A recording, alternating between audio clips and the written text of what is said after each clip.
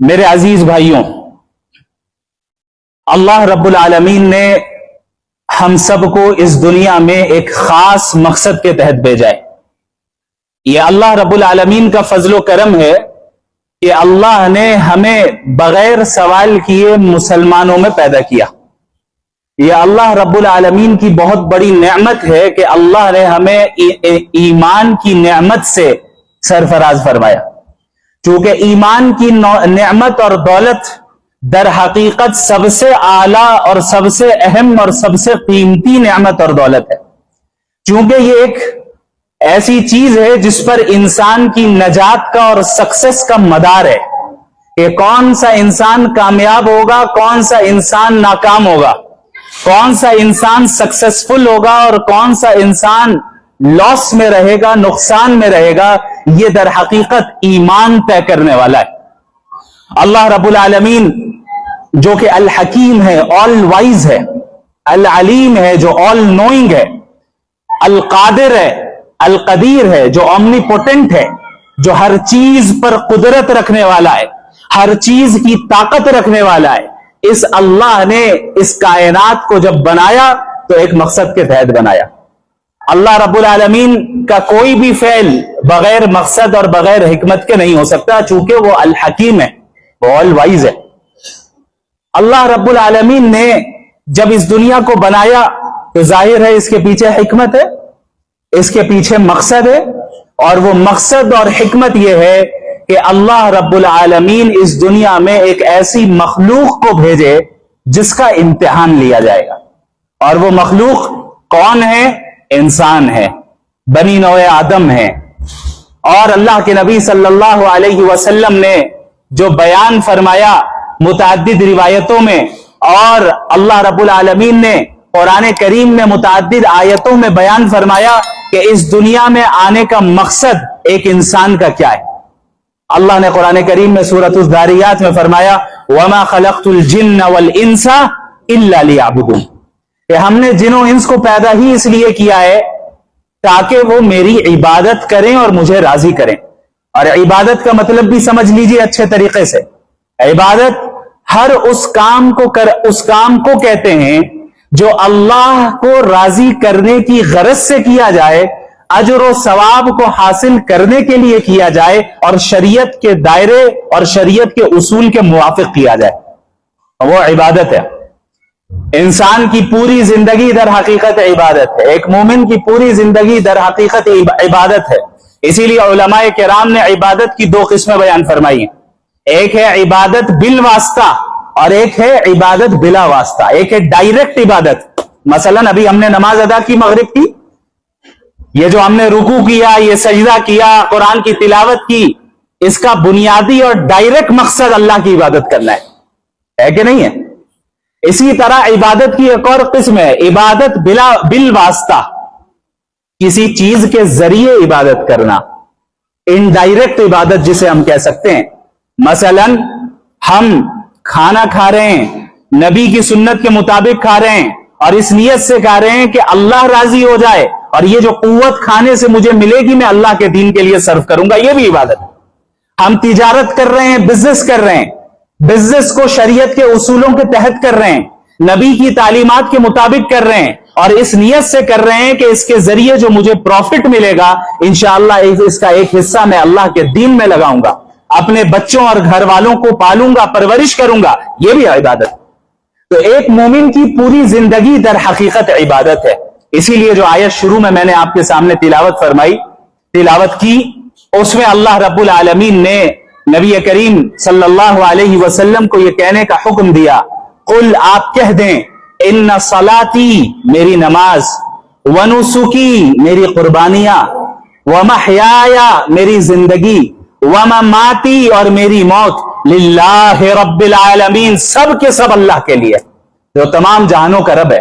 یعنی میرا اٹھنا، میرا بیٹھنا، میرا چلنا، میرا پھرنا، میرا دوڑنا، میرا کھانا، میرا پینا، میری نمازیں، میرے روزے، میری زکوٰۃ، میرے صدقات، میرا عمرہ، میرا حج، میری قربانیاں، ساری چیزیں اللہ کے لیے۔ ہم تجارت بھی کرتے ہیں تو کس کے لیے کرتے ہیں؟ اللہ کے لیے۔ اسی لیے نبی کریم صلی اللہ علیہ وسلم نے تاجر کی فضیلت بھی بیان کی نا، التاجر الصدوق الامین مع النبیین والصدیقین والشہداء والصالحین او کما قال النبی صلی اللہ علیہ وسلم. ایک سچا اور امانت دار بزنس مین، سچا اور امانت دار تاجر قیامت کے دن انبیاء، شہداء اور نیک لوگوں کے ساتھ اٹھایا جائے گا. اللہ اکبر.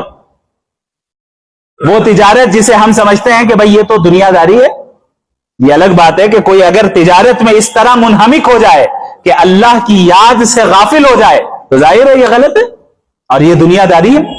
لیکن اگر تجارت بھی وہ صحیح نیت کے ساتھ، صحیح اصولوں کے ساتھ کر رہا ہے تو اللہ نے اس تجارت کو بھی عبادت کی ایک شکل دے دی. اور اس تجارت کے کرنے والے شخص جس کے اندر یہ خصوصیات ہو کہ وہ سچا ہو، دیانت دار ہو، امانت دار ہو، یہ وہ شخص ہوگا کہ قیامت کے دن انبیاء میں سے انبیاء کی صفوں میں اٹھایا جائے گا، شہداء کی صفوں میں اٹھایا جائے گا، شہداء کے ساتھ اٹھایا جائے گا، صالحین کے ساتھ اٹھایا جائے گا. یہ کتنی بڑی فضیلت، کتنا آسان کر دیا اللہ نے ہمارے لیے اس زندگی کو. جبکہ ہماری زندگی کا اصل مقصد کیا ہے؟ اللہ کی عبادت کرنا. اللہ نے ہر وقت نمازیں فرض نہیں کی کہ دن میں 24 گھنٹے ہیں تو 24 گھنٹے کے ہر منٹ نماز پڑھنا ضروری ہے. اللہ چاہتا تو کرتا اور اس کا حق تھا کہ وہ کرے، لیکن اس نے بندوں کا لحاظ رکھا، بندوں کے تقاضوں کا لحاظ رکھا، انسانی فطرت کا خیال رکھا، اور اللہ رب العالمین نے بالواسطہ عبادتیں بھی دے دی اور بلا واسطہ عبادتیں بھی دے دی کہ تمہاری پوری زندگی در حقیقت اللہ کے احکامات کے مطابق گزرنی چاہیے، تم کامیاب ہو جاؤ گے. یہ جو ہم نے کانسیپٹ بنایا ہے دین اور دنیا دو الگ الگ چیزیں. یہ دین جب نماز پڑھو تو دین، جب بازار میں تجارت کرو تو دنیا، جب اسکول اور کالج جاؤ تو دنیا، جب مسجد میں آ جاؤ تو پھر دین. یہ کانسیپٹ در حقیقت غلط ہے اور اس کانسیپٹ نے امت کو بہت نقصان پہنچایا. اور یہی وہ کانسیپٹ ہے جس کے نتیجے میں ہمارے درمیان ایک بہت بڑا خلا پیدا ہوا ہے. ماڈرن ایجوکیشن کو حاصل کرنے والے جو ہمارے ینگسٹرز ہیں، یوتھ ہیں، آپ دیکھیں، اور دوسری طرف علماء کرام ہیں، ان کے درمیان کتنا بڑا گیپ ہے کہ نہیں ہے؟ یہ دین اور دنیا کے کانسیپٹ الگ الگ، دین اور دنیا کو الگ الگ کرنے کا نتیجہ ہے کہ انہوں نے یہ سمجھا کہ بھئی ان کی جو زندگی ہے، ان کے جو پریکٹیکل چیلنجز ہیں وہ الگ ہیں، ان کی زبان الگ، ان کی اصطلاحات الگ، ان کا طریقہ کار الگ. دوسری طرف علماء کرام جنہوں نے دینی علم حاصل کیا، لیکن وہ دنیا کے موجودہ، سارے علماء کی بات نہیں کر رہا، ظاہر ہے بڑے بڑے علماء موجود ہیں الحمدللہ جو امت کی رہنمائی فرما رہے ہیں اور نوجوانوں کے مسائل کو حل کر رہے ہیں. لیکن ایک بڑا طبقہ یہ دیکھا جا رہا ہے کہ ایسا ہے مدارس میں بھی اور کالج یونیورسٹی میں بھی جو ایک دوسرے کے ساتھ کولیبوریٹ نہیں کر پا رہے ہیں خیر کے کاموں میں. یہ جب ان کے پاس آ رہے ہیں انہیں بددین سمجھ رہے ہیں، وہ ان کے پاس جا رہے ہیں تو انہیں بیکورڈ سمجھ رہے ہیں. یہ ان کے چیلنجز کو نہیں سمجھ پا رہے ہیں، یہ ان کے اصطلاحات اور ان کے مقام و مرتبے کو نہیں سمجھ پا رہے ہیں. نتیجہ کیا نکل رہا ہے؟ یہ خلا ہے، یہ گیپ. یہ دین اور دنیا کو الگ الگ کرنے کا نتیجہ ہے، جبکہ یہ دین آیا تھا اسی دنیا میں نافذ کرنے کے لیے. یہ دین کوئی الگ سے چند رسموں کا نام نہیں ہے، یہ دین تو دراصل دستور حیات ہے، زندگی کا دستور ہے، زندگی کا طریقہ ہے. ہم علم کیسے حاصل کریں یہ دین بتاتا ہے، ہم اپنی جوانی کیسے گزارے یہ دین بتاتا ہے، ہم شادی کیسے کریں یہ دین بتاتا ہے، شادی کے بعد کی زندگی کیسے گزاریں یہ دین بتاتا ہے، ہم تجارت کیسے کریں یہ بھی دین بتاتا ہے، ہم ملازمت کیسے کریں یہ بھی دین بتاتا ہے. تو شریعت اسلامیہ تو زندگی کے ہر شعبے کا احاطہ کی ہوئی ہے. ہم نے اس کو چند عبادتوں کے ساتھ خاص کیا. ہم نے سمجھا کہ صرف نماز روزوں کا نام جو ہے اور مسواک کر لینے کا نام دین ہے. یقیناً یہ دین کا حصہ ہے اور بہت بڑا حصہ ہے، لیکن کامل اور مکمل دین کا مطالبہ قرآن کریم کرتا ہے. یا ایھا الذین آمنوا ادخلوا فی السلم کافہ، اے وہ لوگ جو ایمان لے آئے پورے کے پورے اسلام میں داخل ہو جاؤ، کامل اسلام میں داخل ہو جاؤ.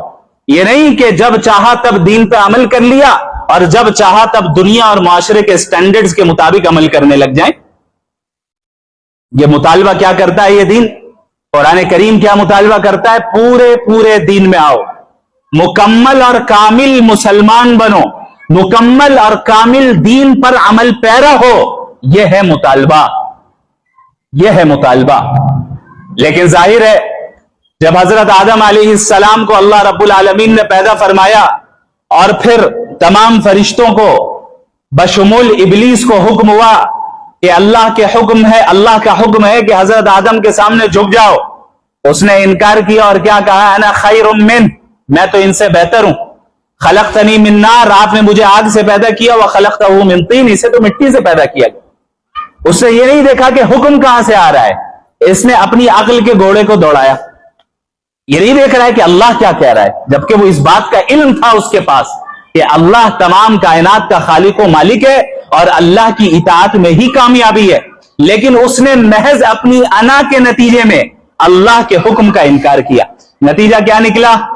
قال فاخرج منها فإنك رجيم، جاؤ اب جنت سے نکل جاؤ، جنت سے نکل جاؤ، آج سے تم مردود ٹھہرے۔ قرآن کریم کہتا ہے آج سے تم مردود ٹھہرے۔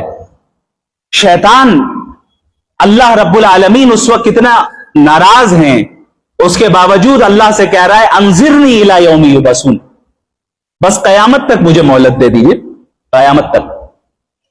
شیطان بھی جانتا تھا کہ اللہ رب العالمین اگرچہ اللہ پر غضب کی صفت غالب ہے، تب بھی وہ انسان کی دعاؤں کو قبول فرماتے ہیں اور مخلوق کی دعاؤں کو قبول فرماتے ہیں، رد نہیں کرتے ہیں، رد نہیں کرتے ہیں۔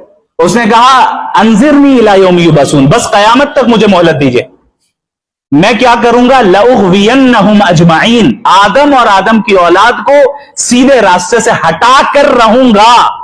چیلنج، یہ نہیں کہا کہ میں ہٹاؤں گا، کہا لأغوینہم اجمعین۔ جو عربی جانتے ہیں وہ اس اسلوب سے واقف ہے۔ لأغوینہم اجمعین، ضرور بالضرور ان کو سیدھے راستے سے ہٹا کر رہوں گا۔ یہ چیلنج کسے کر رہا ہے؟ وہ اللہ کو کر رہا ہے، اللہ کو کہہ رہا ہے میں کر کے رہوں گا۔ اب آپ دیکھیں، آپ نے مجھے نکال دیا، یہ تھا کبر، تکبر۔ جب انسان کے اندر تکبر آ جائے نا، وہ اپنے خالق کو بھی بھلا بیٹھتا ہے۔ فرعون کے ساتھ کیا ہوا؟ اقتدار اور حکومت کا نشہ اس پر ایسا سوار ہوا کہ اس نے اپنے آپ کو رب ڈکلیئر کیا کہ انا ربکم الاعلی، میں تمہارا سب سے بڑا رب ہوں۔ یہ کبر کا نتیجہ ہوتا ہے کہ انسان اسی دنیا میں اپنے آپ کو وہ کچھ سمجھنے لگ جاتا ہے جو وہ ہے نہیں، وہ کچھ سمجھنے لگ جاتا ہے جو وہ ہے نہیں۔ اور کبر کا نتیجہ ہوتا ہے کہ انسان بسا اوقات اللہ کے حکموں کا صریح طور پہ انکار کر بیٹھتا ہے اور انکار کر کے وہ کفر میں مبتلا ہو جاتا ہے۔ اور اللہ نے فرما دیا کہ جہنم کے تعلق سے کہ وَبِئْسَ مَثْوًى لِلْمُتَكَبِّرِينَ، جہنم تکبر والوں کے لیے کتنا برا ٹھکانہ ہے، کتنا برا ٹھکانہ ہے۔ کبر، میں کچھ ہوں، آئی ایم سم تھنگ، مجھے کچھ آ گیا ہے، میں دوسروں سے بہتر ہوں، دوسرا سامنے والا مجھ سے حقیر ہے، میرے سامنے حقیر ہے۔ اب یہ کبر چاہے دنیا کے راستے سے آئے یا دین کے راستے سے آئے برابر ہے۔ دنیا کے راستے سے آنے کا مطلب میں اتنا مالدار ہوں، یہ غریب مجھے کیا بتائے گا، میرے پاس فلاں عہدہ اور فلاں منصب ہے، یہ کیا بتائے گا مجھے، میری اتنی عزت اور اتنی شہرت ہے، یہ کیا بتائے گا، یہ میرے سامنے کھڑا ہوگا، یہ میرے ساتھ بیٹھے گا۔ دین کے اعتبار سے میں تو تہجد گزار ہوں، یہ پینٹ شرٹ پہننے والا کیا بتائے گا۔ یہ بھی مزاج ہمارے ہیں، یہ بھی مزاج ہمارے ہیں، میں تو تہجد گزار ہوں، یہ بے نمازی مجھے کیا بتائے گا۔ یہ ہے کبر دین کے راستے سے۔ شیطان نے جب اللہ رب العالمین کو چیلنج کیا اور کہا لأغوینہم اجمعین، تمام کے تمام آپ کے بندوں کو میں گمراہ کر کے رہوں گا، اور یہ بھی بیان کیا جو کہ سورہ الف لام میم صاد والی جو سورت ہے، جب آپ اس کو پڑھیں گے، سورہ اعراف، اس میں آپ ان آیتوں کا بھی اضافہ دیکھیں گے جہاں اللہ رب العالمین نے شیطان کے اس قول کو نقل کیا کہ میں اس آدم یا اور اس آدم کی اولاد کے آگے سے، پیچھے سے، دائیں سے، بائیں سے، ہر جگہ سے میں اس پر حملہ کروں گا اور اسے اپنے ٹریپ میں پھنساؤں گا، اپنے جال میں پھنساؤں گا۔ اللہ نے کیا فرمایا؟ جاؤ جو کرنا ہے کر لو، لیکن الا عبادک منہم المخلصین، شیطان خود اعتراف کر رہا ہے کہ میں گمراہ کروں گا، لیکن چند مخصوص بندے ہیں جن پر میری چلے گی نہیں، چند مخصوص بندے ہیں جن پر میری چل نہیں سکے گی۔ اللہ نے بھی فرما دیا کہ جاؤ میں تمہیں اختیار دے رہا ہوں قیامت تک کے لیے، تمہیں موت نہیں آئے گی، جو کرنا ہے کرو، اور جس پر تمہیں کنٹرول حاصل کرنا ہے کوشش کر لو، کر تو لوگے لیکن میرے نیک اور اصلاح کرنے والے بندوں کو گمراہ نہیں کر سکتے، اللہ رب العالمین نے بیان فرمایا۔ اب جس دن حضرت آدم کے سامنے شیطان نے جھکنے سے منع کیا اور اللہ رب العالمین کے سامنے یہ چیلنج کیا اور یہ باتیں بیان فرمائی، یہ باتیں بیان کی، شیطان نے اس دن سے نئے نئے الگ الگ حربے اور طریقے اختیار کیے انسانوں کو گمراہ کرنے کے لیے۔ ہر زمانے میں کوئی نیا شوشہ، کوئی نیا فتنہ وہ اٹھاتا اور بڑے ہی دلکش نعروں کے ساتھ اٹھاتا تاکہ لوگ شرک میں مبتلا ہو جائیں، کفر میں مبتلا ہو جائیں، اللہ کی نافرمانی میں مبتلا ہو جائیں اور اللہ کی اطاعت سے انحراف کرنے لگ جائیں، دین سے پھر جائیں۔ شیطان نے کوشش